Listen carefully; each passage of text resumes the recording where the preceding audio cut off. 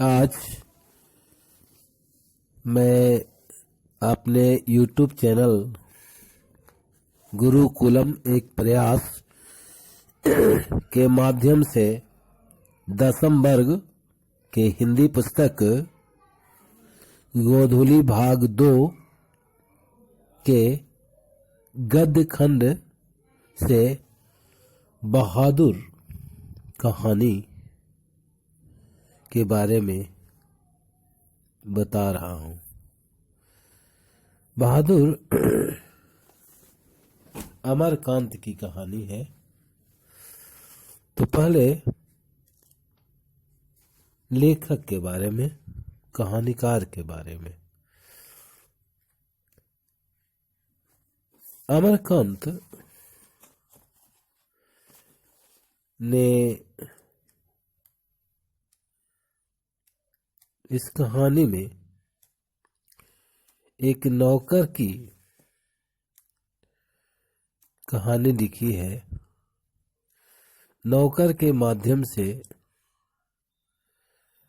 झूठी शान शौकत के बारे में बताया है और इन्होंने यानी अमरकांत ने बहुत सी ऐसी कहानियां लिखी जो हमारे जीवन की बड़ा नजदीक वो घटना जान पड़ती है। तो पहले आइए अमरकांत के बारे में जाने। हिंदी के सशक्त कथाकार अमरकांत का जन्म जुलाई 1925 में नागरा वलिया उत्तर प्रदेश में हुआ था। उन्होंने गवर्नमेंट हाई स्कूल वलिया से हाई स्कूल की शिक्षा पाई। इसके बाद इलाहाबाद में इंटरमीडिएट की पढ़ाई की और 1942 के स्वाधीनता संग्राम में कूद पड़े और पढ़ाई उनकी अधूरी रह गई। अंततः 1946 ईस्वी में सतीश चंद्र कॉलेज बलिया से इंटरमीडिएट किया। उन्होंने 1947 में इलाहाबाद यूनिवर्सिटी से बीए किया। 1948 में आगरा के दैनिक पत्र सैनिक के संपादकीय विभाग में नौकरी कर ली। ये आगरा में प्रगतिशील लेखक संघ में शामिल हुए और वहीं से कहानी लेखन की शुरुआत हुई। इनकी एक कहानी बहुत प्रसिद्ध हुई थी, वो था दोपहर का भोजन, जिसमें बेरोजगारी का जीता जागता उदाहरण पेश किया है। ऐसे कई कहानी संग्रह और उपन्यास हैं इनके। जिंदगी और जोक, देश के लोग, मौत का नगर, मित्र मिलन, कुहासा, ये कहानी संग्रह है। सूखा पत्ता, आकाश पक्षी, काले उजले दिन, सुखजीवी, बीच की दीवार, ग्राम सेविका, ये उनके उपन्यास हैं। और इनका एक बाल उपन्यास था बानर सेना। इस कहानी में खास करके मंझोले शहर के नौकर की लालसा वाले एक निम्न मध्यवर्गीय परिवार में काम करने वाले बहादुर की कहानी है, जो एक नेपाली था। अब कहानी हम आपको कह रहे हैं, ध्यान से सुने। कथाकार अपनी बहन के विवाह में घर गया तो भाभियों के आगे पीछे नौकरों की भीड़ और पत्नी की खटनी देख दिल में ईर्ष्या होने लगी। लेखक की पत्नी का नाम था निर्मला। जब निर्मला ने देखा कि इनके भाइयों के यहाँ नौकर है और भाभियां बैठे बैठे मोटी हो गई हैं, खटिया तोड़ रही है तो नौकर को कीरट लगाने लगी निर्मला। अंत में साले साहब एक नेपाली को लेकर आए। उस नेपाली का नाम था दिल बहादुर। बहादुर के आने पर मोहल्ले वालों पर रौब जम गया। बहादुर ने बहुत कम समय में बखूबी काम संभाला और अब पूरा घर हर काम के लिए उसी बहादुर पर निर्भर हो गया। लेखक का बेटा किशोर तो उसी बहादुर से सभी काम कराता और काम ही नहीं कराता बल्कि जरा सी चूक होने पर मार पीट भी करने लगा था। पत्नी ने भी पड़ोसियों के उकसावे में आकर उसकी रोटी सेकनी बंद कर दी और हाथ भी चलाने लगी। असल में घटना यह हुआ कि लेखक की पत्नी निर्मला बात बात में पड़ोसियों से बड़ाई करती बहादुर के बारे में। बहुत भोला लड़का है और मैं उसे बेटा के समान समझता हूँ। बेचारा वह भी मुझे समय पर दवा और मेरी सेहत का ख्याल रखता है। पड़ोसियों को जलन होने लगी, जैसा कि आमतौर पर होता है। पड़ोसियों ने कहा कि बहादुर खाना बनाता है या नहीं। पत्नी ने कहा भाई खाना वो कैसे बनाएगा, खाना तो मैं बनाती हूँ। कहा कि राम राम, अरे नौकर है नौकर रहेगा ना, खाना वो बनाएगा, हम उस पर खर्च करते हैं और खुद भी खटेंगे, फायदा क्या है नौकर रखने से। और यही पड़ोसियों के उकसावे पर बहादुर को लाचार कर दिया, उसका भोजन पानी बंद कर दिया। बहादुर खुद रोटी सेकता, खुद खाना बनाता और खाता। जरा जरा सी चूक पर निर्मला भी हाथ चला देती तो उधर किशोर भी हाथ चलाता, निर्मला भी हाथ चलाने लगी। और एक दिन घर में मेहमान आए हुए थे और मेहमान में उनकी पत्नी जो आई थी उसने कहा कि भाई साहब मैंने अभी अभी रुपये रखे थे, मिल नहीं रहे हैं। ये नौकर तो यहाँ आया था और तत्काल चला गया, मुझे शक है। बहादुर से पूछताछ शुरू हुई। उसने कहा कि मैंने रुपए नहीं देखे हैं और न लिया है। कथाकार ने भी पूछा और मेहमान ने भी अलग ले जाकर पूछा। पुलिस से गिरफ्तार कराने की धमकी देने लगे, लेकिन बहादुर मुकरता रहा। उसने साफ साफ कहा कि मैंने पैसा नहीं लिया है, मैंने चोरी नहीं की है, मैं चोर नहीं हूं। अंत में कथाकार ने झल्ला कर एक तमाचा जड़ दिया। बहादुर अंदर से टूट गया था। किशोर उसे प्रतिदिन लगभग 2-4 थप्पड़ मार दिया करता था। पत्नी भी मारने लगी थी और जिससे उम्मीद थी कि कम से कम घर का मालिक तो हमें संरक्षित करेगा, वो तो हमें सहानुभूति के 2 शब्द कहेगा, लेकिन उससे भी उम्मीद जाता रहा और वह रोने लगा।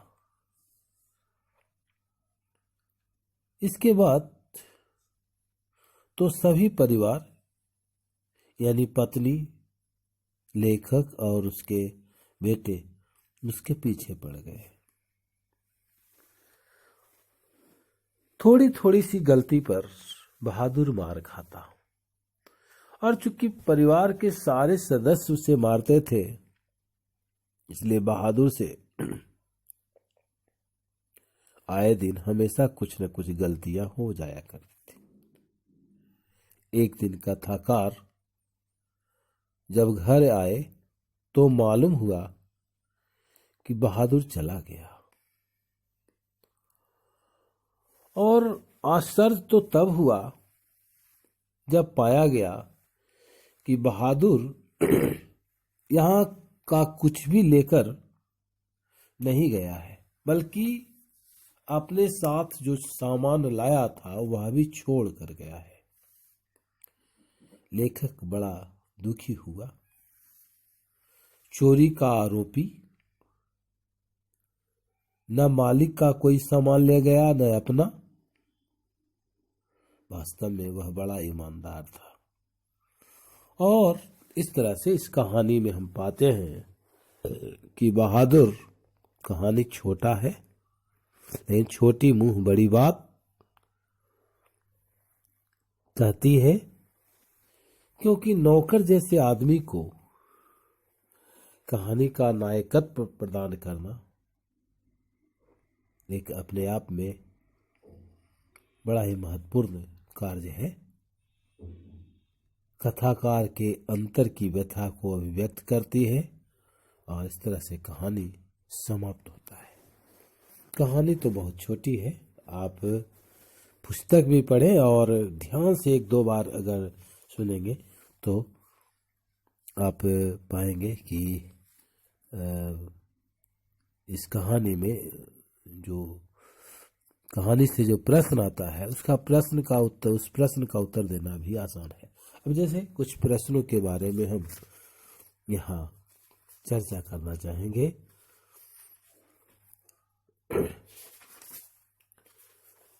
पहला प्रश्न है इसमें कि लेखक को क्यों लगता है जैसे उस पर एक भारी दायित्व आ गया हो। लेखक को पत्नी निर्मला बहुत दबाव बना रही थी लेखक पर। वो जब अपने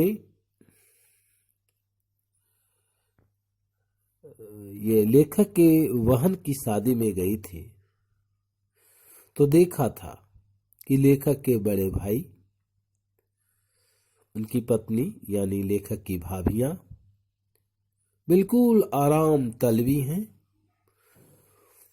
तो वो अपने पति पर नौकर का रट लगाने लगी। वो बार बार लेखक को कहती कि कहीं से ढूंढ कर नौकर लाओ, क्योंकि मुझसे अब घर का काम नहीं होता है। और इसी तरह से लेखक को लगता है कि भाई अब नौकर खोजना जरूरी है और उन पर एक भारी दायित्व आ गया। अपने शब्दों में पहली बार दिखे बहादुर का वर्णन कीजिए। ये पुस्तक में दिया हुआ है। सबसे पहले कि लेखक के पास उनके साले साहब ने एक नेपाली लड़के को लेकर आया था। बड़ा ही हंसमुख था, बात बात में वह हंस देता। जब लेखक ने उसका नाम पूछा तब भी वह हंसकर बोला। जब उसकी पत्नी निर्मला ने भी उसका परिचय जानना चाहा तो वह हंस कर बातें करने लगा। और इसमें बड़ा ही एक पंक्ति आई है कि उसकी हंसी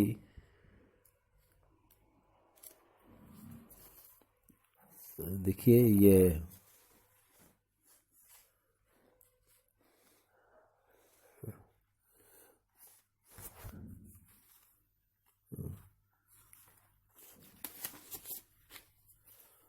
उसकी हंसी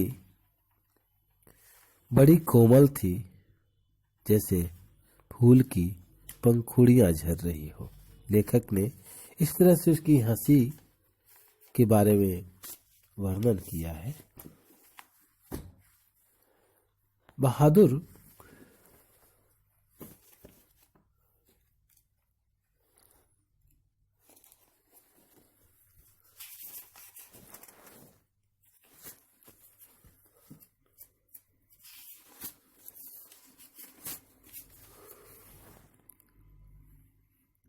बहादुर दिल से बड़ा ही साफ सुथरा था, ईमानदार था, ऐसा दिखने में भी लग रहा था। हाफ शर्ट पैंट में चकचकाट, ये छोटे कद का गठीला बदन था। और जब लेखक ने पहला बार देखा था तो उसे ऐसा लगा कि लड़का बड़ा होनहार है। उसने कहा भी था कि अगर ठीक से रहोगे यहाँ तो तुम आदमी बन जाओगे, किसी चीज की यहाँ कमी नहीं होगी। तो ये प्रश्न का उत्तर हुआ। अब है फिर वही प्रश्न है कि लेखक को क्यों लगता है कि नौकर रखना बहुत जरूरी हो गया था। लेखक पर बहुत ज्यादा दबाव उसकी पत्नी दे रहे थे कि हमसे अब घर का कोई काम नहीं संभव है, इसलिए नौकर रखना जरूरी है। जब नौकर रहेगा घर में तो लोगों पर मैं अपना रुआब जमाऊंगा, लोग मुझे इज्जत करेंगे, लोग समझेंगे कि भाई बड़ा आदमी है, इसलिए नौकर रखा हुआ है। तो इसलिए लगता है लेखक को भी कि नौकर रखना बहुत जरूरी है। तो इस तरह से अपने शब्दों में कोई जरूरी नहीं है कि जो मैं बता रहा हूं वही आप इसका उत्तर लिख सकते हैं। अगला क्वेश्चन इसमें है कि बहादुर के नाम से दिल शब्द क्यों उड़ा दिया था। बहादुर का पूरा नाम दिल बहादुर था, लेकिन उसके नाम से दिल उसकी पत्नी ने हटा दिया था, यानी निर्मला ने हटा दिया था। निर्मला को बहादुर को चले जाने पर किस बात का अफसोस हुआ। निर्मला को बहादुर के चले जाने पर अफसोस इसलिए हुआ कि कुछ लेकर जाता तो चलो लगता कि जितना कमाया उतना ले गया कुछ, लेकिन ताज्जुब तो यह था कि वह कुछ लेकर के भी नहीं गया, अपना मेहनताना भी छोड़ गया था और जो अपने साथ सामान लाया था वह भी छोड़ गया था। बहादुर के चले जाने पर सबको पछतावा क्यों होता है, ये प्रश्न है। बहादुर के आने पर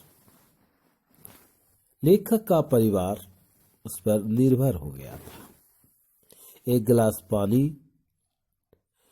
की जरूरत हो तो बहादुर एक गिलास पानी लाना, बहादुर देखो वहां पर कागज का टुकड़ा है उसे फेंक दो, इस तरह से रुआब जमाते हैं।